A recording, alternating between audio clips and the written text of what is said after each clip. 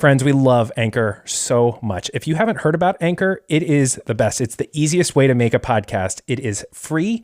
There are creation tools that allow you to record and edit your podcast right from your phone or computer. Somebody just shared with me a podcast they made that was made that way, and it was exceptionally good. As a podcast producer, It was like a little too good. It was so great, you know? And Anchor also will distribute your podcast for you so it can be heard on Spotify, Apple Podcasts, and so many other places. It just really works like it should. And you can make money from your podcast with no minimum listenership. It's everything you need to make a podcast in one place. So download the free Anchor app or go to Anchor FM to get started.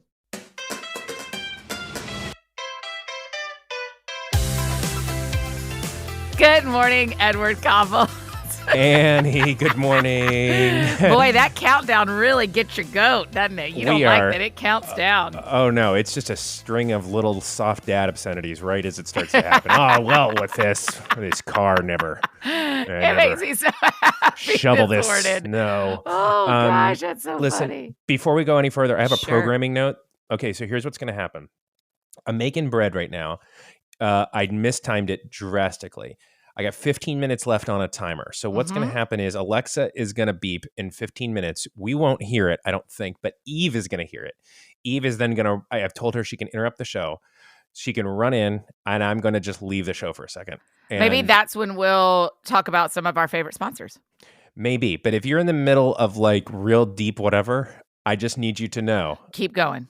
I can't burn this bread, and I'm going to tell you, hey, I'll be right back. And you know what's going on. What is this bread that you're making? What's the flavor? I know you've really upped your game from a basic sourdough to lots of varieties. Well, first of all, basic sourdough, very important. It takes a long time. Yeah, there's nothing basic about basic sourdough. No. But I'm saying, even it's just a white bread. Like, I thought, like, oh, I'll just make a sourdough tomorrow. I'm like, oh, starter. And the starter takes a week. And then you gotta. So I have sourdough. So tonight, very simple recipe. I will post it because people will ask. It is just bagel bread. So it just tastes like an everything bagel. It's just white bread. Y'all with are a bunch on that one, huh? Y'all have been making that one a lot. That's like a go-to because it's so good for our tonight. We're doing breakfast for dinner and like having a little spread avocado on top of that bagel bread with a little like pepper and like a little maybe a like over easy egg on the side or on top of it. Bye. Wait, breakfast for dinner. Okay, well, I have two Koffolt's dinner questions. Oh, we love food. Give it to us. One. Yes. When do you know what y'all are eating all week? Meaning, do y'all have like a Sunday night where? Yes. Tell me the process of meal planning in the Koffolt's house. It varies a little bit, but somewhere around the end of the week. And so it happened this morning over the breakfast table. It was, okay, what do people want for breakfast? Or what do people want for dinner next week? And Brienne opens up her planner and we all start chatting. Y'all do it during the weekday of the week before. Yeah, because usually the shopping happens at some point Thursday, Friday, Saturday. Wow. Okay. Because we're trying to keep Sunday like kind of not completely full of errands. So it's like, we'll vacuum on Sunday, but other than that, I don't want to go to That's Aldi awesome. for an hour. Yeah. So plan out the week. And so tonight is breakfast for dinner. And I love breakfast for dinner so much. Here's the thing that blows my mind. I'm ready. No one has ever gushed about dinner for breakfast. But we can't, as a world, we can't shut up about breakfast for dinner. It's the best. Okay. Have we talked about this on the show about I'm India? sure we have, but I can't remember it, which means we're real friends. And we're looping back. And I don't care. We've done this over 100 times in the last year. A lot of places in the world don't have like a different meal plan for breakfast. No, I have talked about this. I'm going to keep this clear. Yes. So like in India, I went there for breakfast. It's just food. It's just like, hey, what'd you get for dinner? I loved it. But the fact that we have an entirely different palate for breakfast and dinner is not necessarily an American thing, but it is not. But breakfast for dinner, you just realize somewhere inside you're like, isn't breakfast just the best food? Yeah. Like breakfast for dinner is step one. I think breakfast for food. It's just, this is American cuisine now. We just eat breakfast. So when that brings me to something else.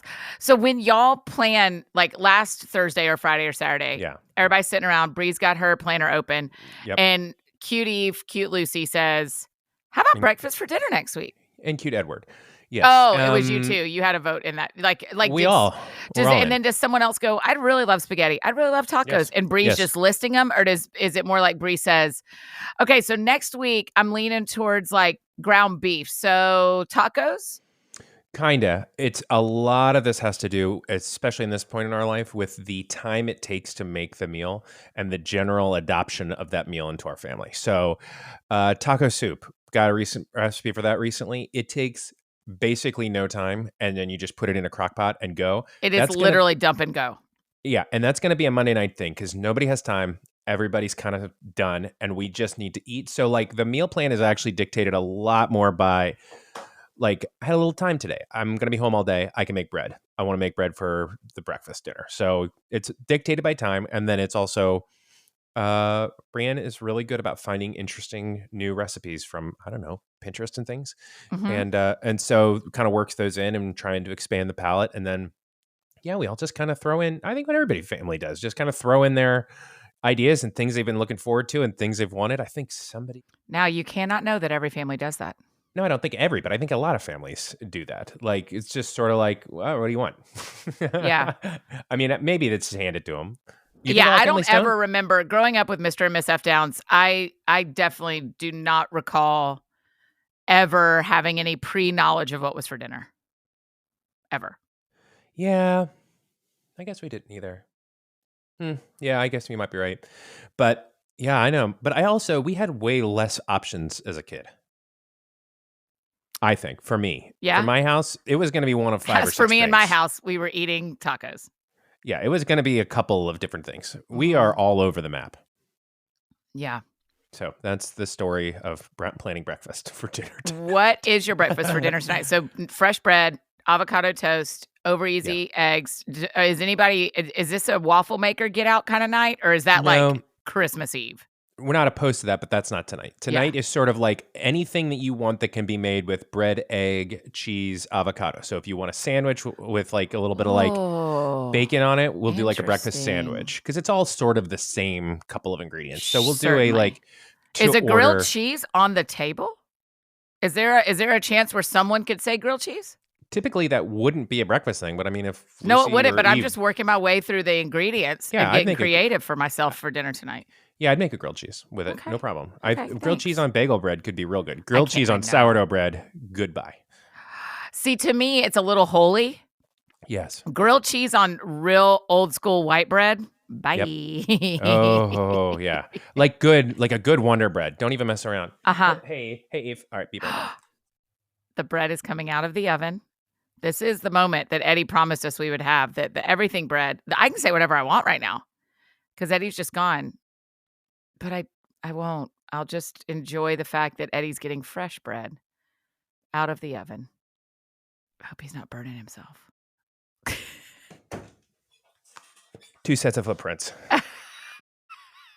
That's when you carried me. Can you tell me what I just missed in the last minute? I just said I hope you didn't get burned. Ooh, Le Creuset thing I have torched my hands a couple times on it. Really?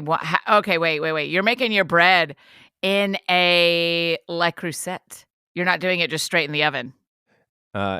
Great. Yeah. What separates us from the animals, Annie? Right. What, I'm going to go straight into the oven? Okay, bye. Right. I'm telling you, I'm so deeply impressed with y'all's breading. Well, this was a thing. I got the Le Creuset for my birthday. This year or 2020? This year, the big 4-1. Yeah. And I got it because I really like to make Indian food, and that requires a lot of stewing and soups and things like that. But then I was like, oh, people make a bunch of bread in it. And I made the first one, and it's like lights out. It's so good.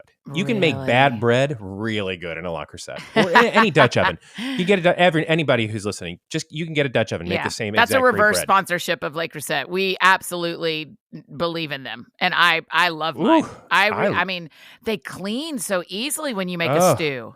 And the heat is so perfectly even. It's nuts. I know. You can, because our oven is just like old and janky. Yeah. And it's like the heat inside of it is perfect. And the bread. Oh, that's interesting. I'm hearing this for the first time as you're teaching me. Yes. When you put a Le Creuset in the oven with bread on the inside, you're actually just creating a better temperature tiny oven.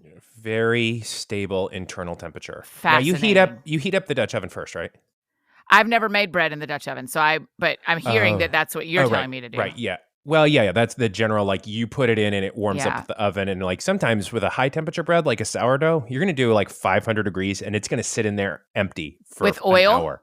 No oil. Pure empty. Like empty. It sits in there for an hour. And so that thing is smoking hot.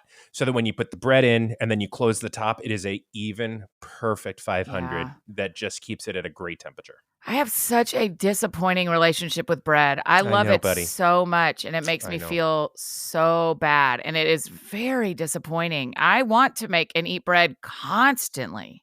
I know. I have a half a mind to bring you the next time I see you, depending on how quick the travel is, like to bring you a bread that you would enjoy that is from that we make. Yeah, it's worth it. That's the good thing is I can eat it. It doesn't send me into anaphylactic shock. Yeah, it just turns me into a different kind of person for a bit.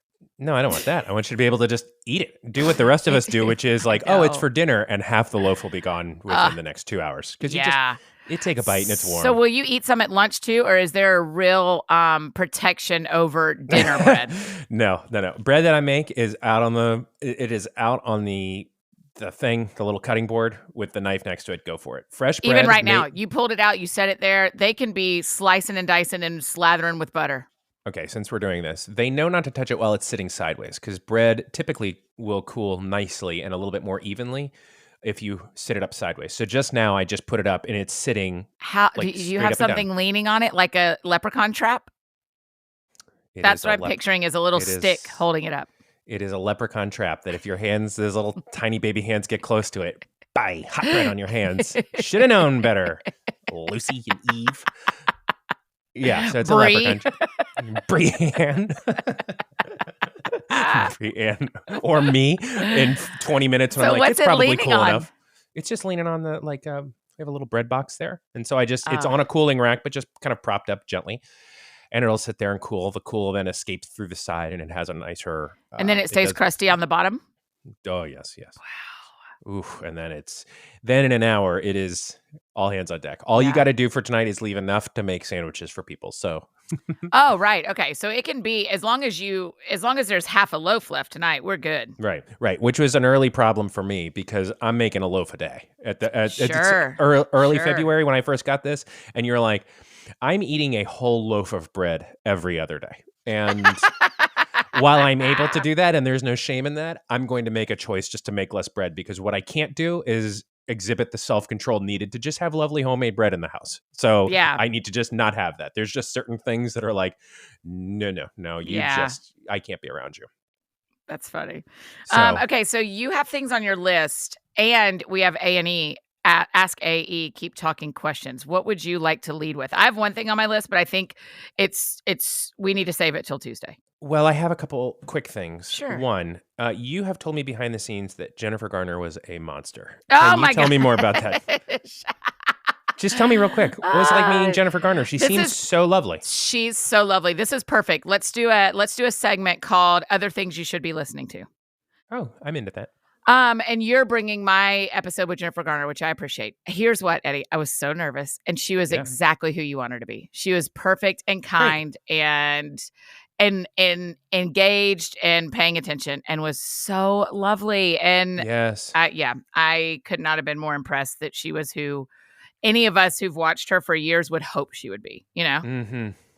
And she just popped on and you just chatted for a while? Was there any It's very different. It's I've never done a press junket as that was. Got it. Yes. Okay, Notting Hill. Yes. Are you with me? Did you ever watch Notting Hill? Yeah. I know you did. Yeah, I know what kind of animal? Yeah. I mean, yes, I watched Notting Hill. Was it you and I texting? No, it was me and Bree texting. I was saying that Notting Hill is something that our age of people is very familiar with.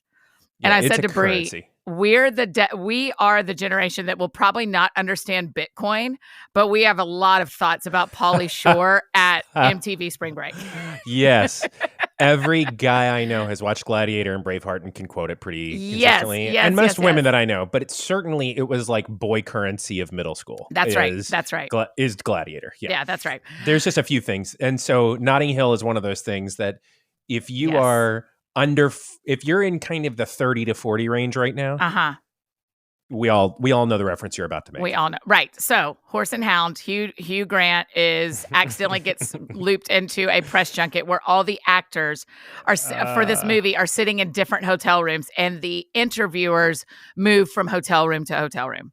Yes. And in these ye days of COVID, what happens instead of that is Jennifer Garner is in a hotel room, and we are all in Zoom waiting rooms.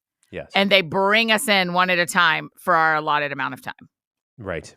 And so that is how it happened. I sat in a green there room. She is. Yeah. Oh, yeah. You pop in, and then all of a sudden you're like, I am literally looking right back at Jennifer Garner, and she's looking right back at me.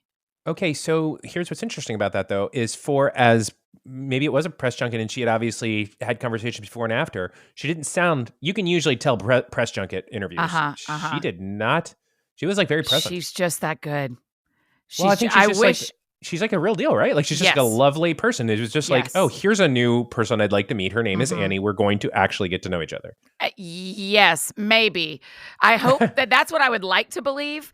But also, I just think she's that lovely and that kind and that professional.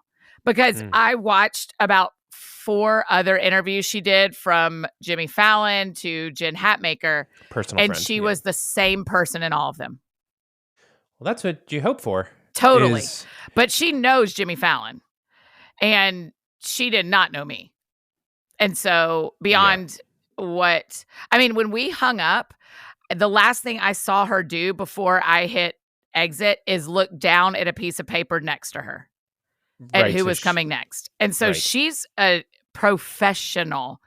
And I could not have been more impressed. She was so lovely. Well, it was neat that she was on the show. That was a good one. Because you post these things now where the guest picture pops up. Yep.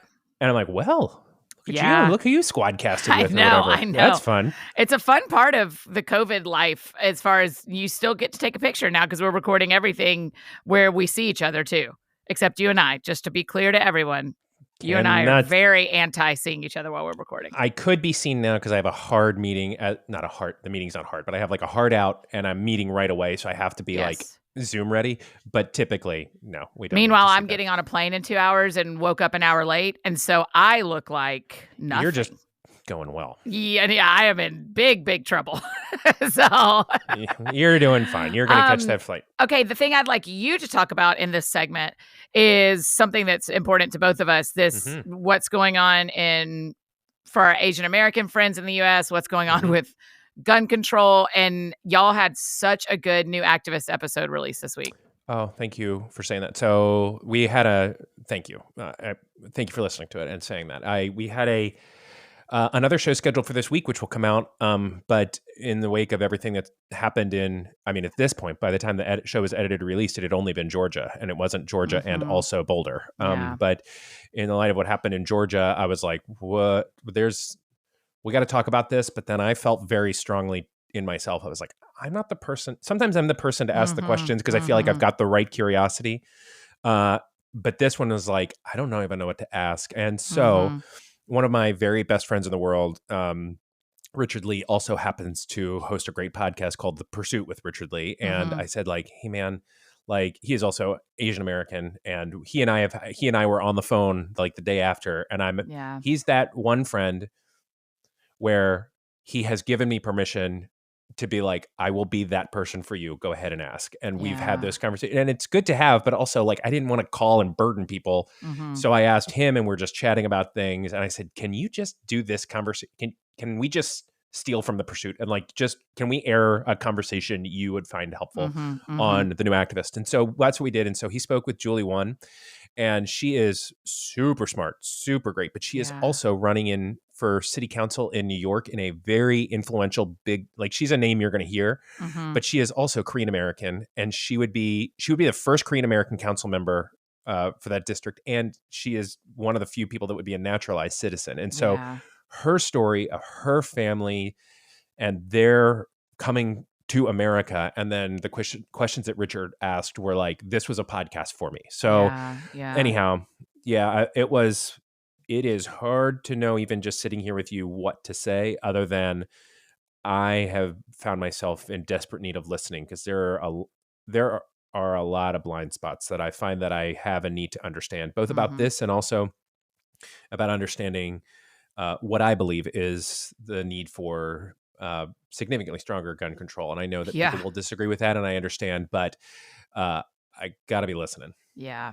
So yeah. Well, I'm very thankful that the way you took on this conversation for us so we can listen on New Activists. So I would encourage people to go listen to that. Hey friends, just interrupting the show for just a second. You're going to want to hear about our newest partner of the podcast, Chime. Listen, we all want our bank accounts to work for us, not against us. I feel like that's in a worship song somewhere, but that's beside the point. My hands are up. Chime is an award-winning app and debit card with no hidden fees or monthly minimums. After all, you worked hard for that money. You deserve to keep it and know exactly what is going in and out of your account. No surprises. One feature that we all needed at one point in our life was when the math didn't quite add up, and that is Chime's fee-free overdraft up to $100 on debit purchases with SpotMe. That's one word, SpotMe. It's like overdraft protection, but much better. You can even get your paycheck, tax return, benefits, and more up to 2 days earlier with direct deposit. Payday just got a little bit more exciting. Remember, when there aren't any hidden fees or monthly minimums, plus there are 38,000 fee-free ATMs with MoneyPass and Visa Pass allowance. You can turn on alerts to let you know when your card is being used and instantly block your card if something seems wrong. When you sign up for a Chime spending account, you can enroll in an optional savings account that grows your savings automatically with a 0.50% annual percentage yield. That's 10 times the national average, y'all. Join the millions on Chime. Sign-ups take just 2 minutes, and it doesn't affect your credit score. Apply now at chime.com/Annie and Eddie. That's chime.com/Annie and Eddie. Hey, Lucy girl, take it away. Chime is a financial technology company. Banking services provided by the Bancorp Bank or Stride Bank N.A. Members FDIC. Eligibility requirements and overdraft limits apply. Overdraft only applies to debit card purchases. Limits start at $20 and may be increased up to $100 by Chime. Early direct deposit depends on the payer. Out-of-network cash withdrawal fees apply. Third-party and cash deposit fees may apply. Go to chime.com/Annie and Eddie for details. And we love telling you about our friends over at BetterHelp. You guys, what is interfering with your health and your happiness? Is there something that's preventing you from achieving your goals? BetterHelp will assess your needs and match you with your own licensed professional therapist. You can connect in a safe and private online environment. It's really convenient. Y'all know this. It's not self-help. It's not a crisis hotline, but it is professional counseling, and you can start communicating in under 24 hours and send a message to your counselor anytime.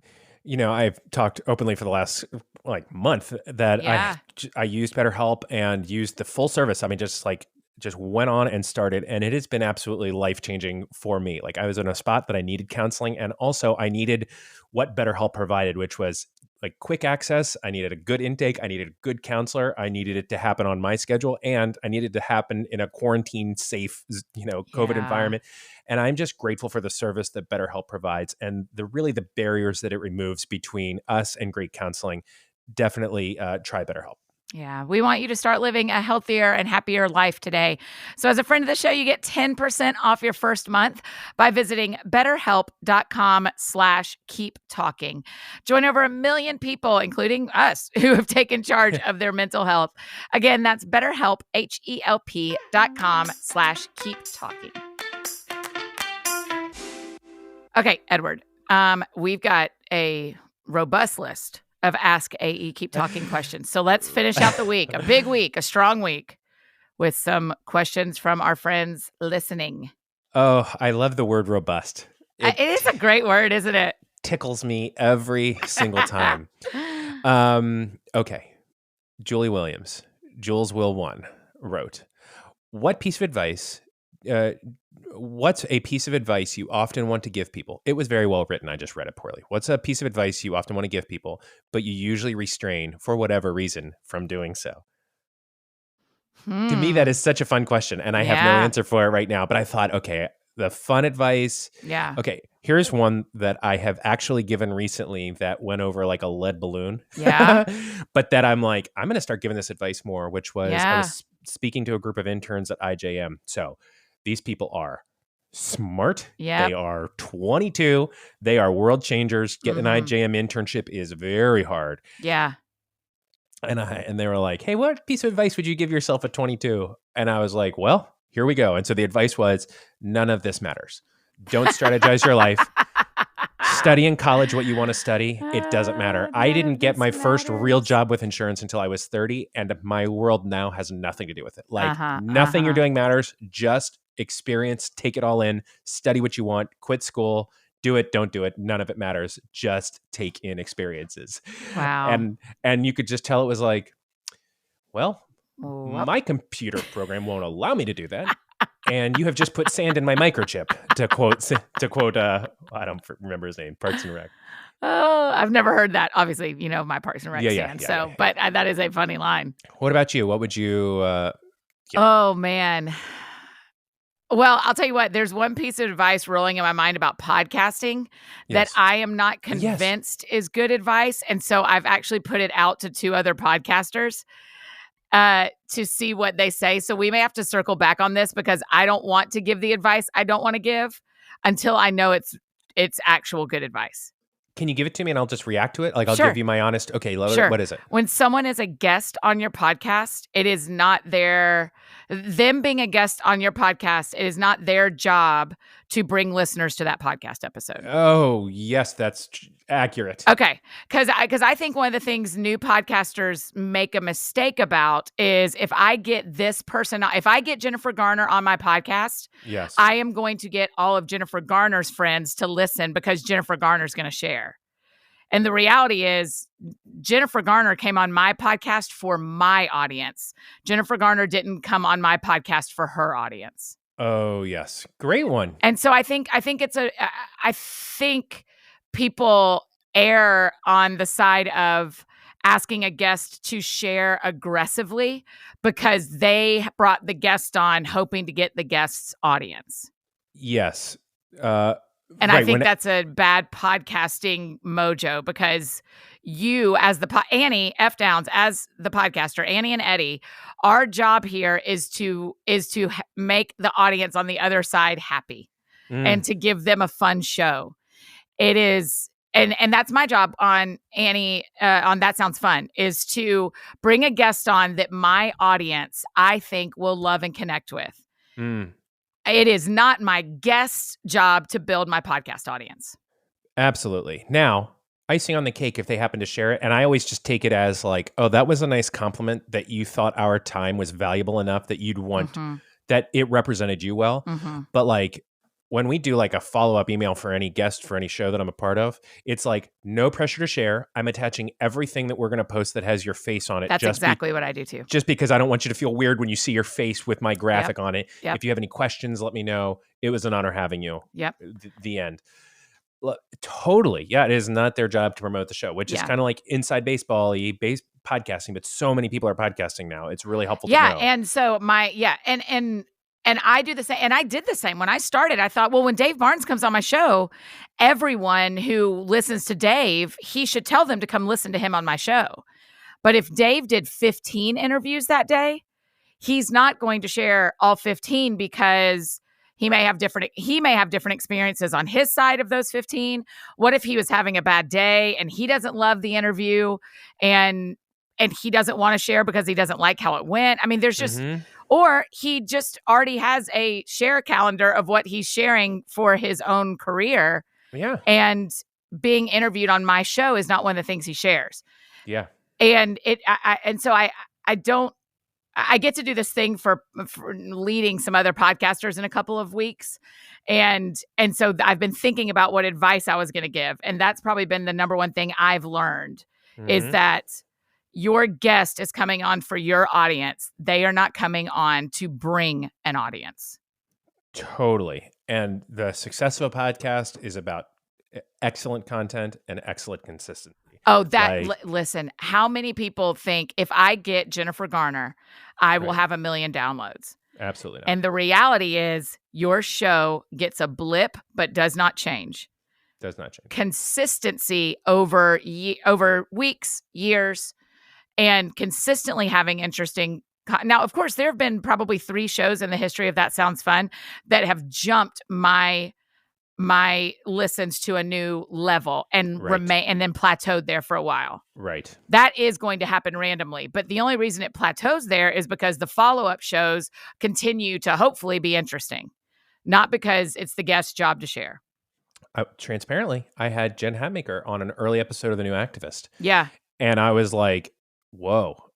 And like there was the spike, and it certainly lent like some listeners, but it did not like make the show. And Jen is like a behemoth. Like she's got so many people that followed her, but what it does is it lends credibility over time. And so you realize like what the quality of that was that you had a really good, engaging conversation with Jen. That's right. About that wasn't on her speaking points. That was like two people really understanding the depth of what you're saying. And that's the thing is it's like there was content there, and the content over time brings in the audience. And however, as the most listened to show ever was you. So well, welcome. It changed my life. I mean, part of it is that all of your audience on New Activist really connected with what you did for me, setting me up with Christian Appellation Project. Mm-hmm. I talk about that show all the time because it changed my life. And so that's going to happen sometimes. But being on the other thing, and you've experienced this maybe as well, is being the guest on a show and then that show aggressively asking you to share makes you think, did y'all want to talk to me or did you just want my audience? Vacuum up my audience. Yeah, like I thought we had a good conversation. The way you're pushing this to me about me sharing makes me feel like I was just that you paid for this or something like that. Right. That this, and so it makes me feel like the friendship wasn't genuine when I'm the guest and get so much push about that. And I don't ever want my guests to feel that way. No, but the hard part behind that for the host and for the people that are producing the show is that podcasting is brutally slow and hard. Like, yes. It is rarefied air that you're in with That Sounds Fun. It just doesn't, like most podcasts never make it ever past a couple hundred people downloading it. It is slow, which is still amazing. Slow. Incredibly amazing. But people are like, what does it take to get a sponsor? I'm like, it takes kind of like a mix of like special luck and lightning and content and time and right. Like it is just a slow burn. And so you can see people start to go like, oh, this was my plan for starting a business here for starting. And you're like, no, podcasting won't be that for you. It's one of the legs of a stool. Like that's like speaking, book, podcast, or however you decide to design it. But podcasting in and of itself won't be the medium that propels. It's which I get. Then people want to like have people on that have a name, and I really respect that. But I do too. I like having guests on because that means they're working on something. And as you said, every single episode we release, we say to the guest, "Here's all the assets." Yeah. And I think that my experience as a host and a guest, that's totally appropriate and totally great. Then it's in the guest's hands what they do. Okay, listen, we are almost out of time. We're basically out of time, but I have to do also, one more. Can I just say thank you for agreeing and thank you for processing that with me? Because I was trying to figure out how to teach that to these other podcasters, and you've helped me sort it out. Annie, so thank you. I love podcasting so much and love talking about podcasting. I do so too. You just text me if you have any other stuff that you want to talk about with them. I love processing through it. I love pod. Okay, we're out of time, but I want to ask a really fast one, and we can each do this just lightning fast. Sure. Because Washington Nationals, April 1st, spring opening day of baseball. There are a lot of other teams that are playing, but who cares about them? Washington Nationals take on the New York Mets, 7 p.m. Eastern, April 1. Okay. To that end, Elizabeth Miller, email908. Everybody follow her. I don't know why. Wow. It feels like a thing to do. Like it was like a joke on the podcast. Yes. It didn't really work. It's EMILL908. And she's a great person. And she's got an infinity scarf on in her profile picture. And so let's ask the question. Let's go. In honor of spring training, she says, I'd love to hear your thoughts about baseball! ! What makes it so great?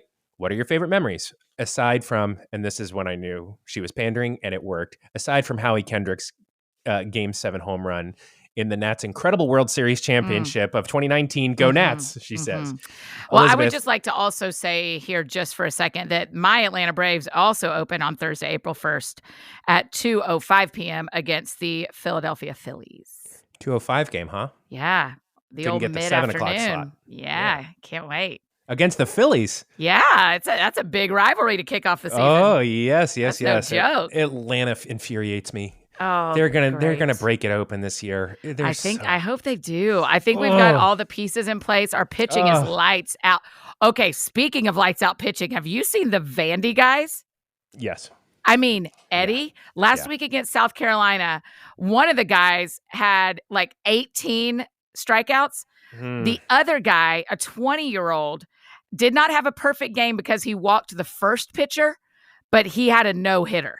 I mean, walked the first hitter, but he had a no-hitter. I mean, 27 batters after that did not get on base.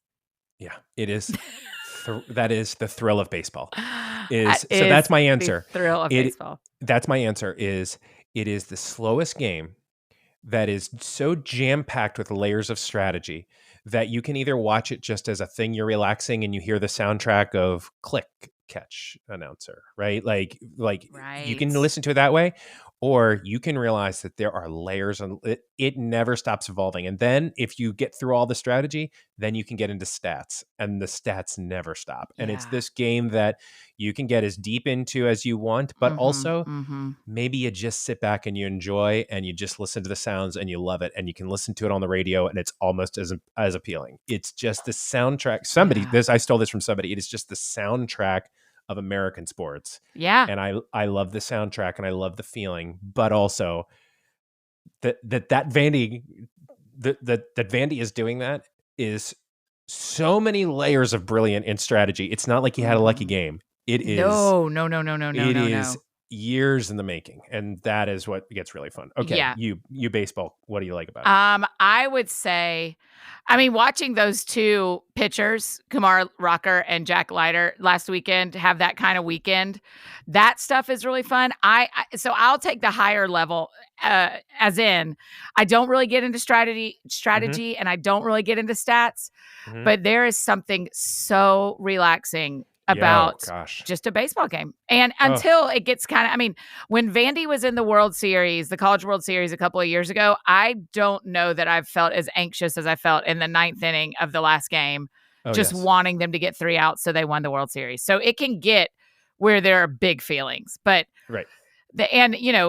you know this about my life, but I don't know if our listeners do. Probably 5 years ago, the Vanderbilt baseball team, a lot of those guys went to our church and ended up being some of my dearest, like little brother kind of guys. Like, I'm doing one of their weddings next year. And I was at the engagement of another one. They're still very important in my life.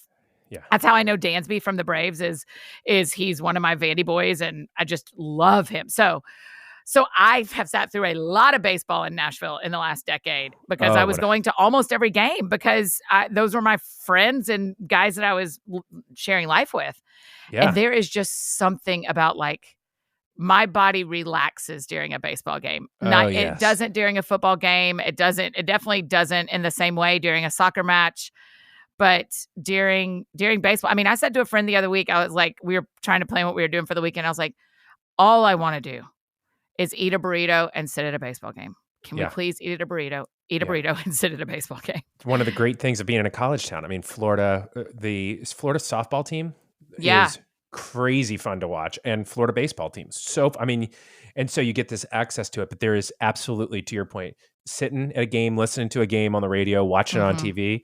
There is just just power down and enjoy it. But it's not like zoning out. It's just the sound. It's just the right sound. Yeah. It's the right feeling. So Elizabeth and I love Miller, this part of the season, the start, the middle, before everything. They're always thinking about World Series and they're always trying to win, but the pressure is so much lower that it's like, oh man, let's just do this. Let's just watch a baseball game. The stakes aren't really, they're high, but we're not really freaking out until after the All-Star break. That's right. And so we got. And I'm super here for watching. I wrote That Sounds Fun, the book. I wrote most of it watching baseball. I would watch anybody play anybody. In fact, the less I cheer for the team, the more relaxing it is because I don't care how it ends.